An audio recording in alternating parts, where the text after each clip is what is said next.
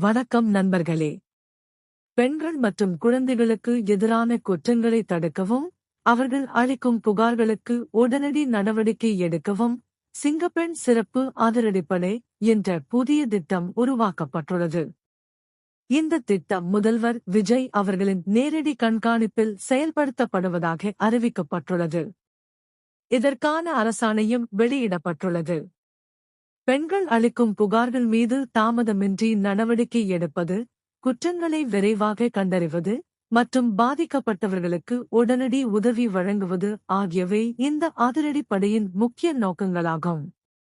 சிறப்பு அதிரடிப்படையின் தலைவர் மற்றும் செயல்பாட்டு அமைப்புகள் பற்றிய விவரங்களும் வெளியாகியுள்ளன. சில காரணங்களால் தொடக்க விழா நிகழ்ச்சிகள் ஒத்திவைக்கப்பட்டிருந்தாலும், பெண்களின் பாதுகாப்பை வலுப்படுத்தும் முக்கிய முயற்சியாக இந்த திட்டம் பார்க்கப்படுகிறது. பெண்களுக்கு எதிரான குற்றங்களை குறைப்பதிலும் விரைவான நீதி கிடைப்பதை உறுதி செய்வதிலும் சிங்கப்பெண் சிறப்பு அதிரடிப்படை முக்கிய பங்கு வகிக்கும் என்று எதிர்பார்க்கப்படுகிறது.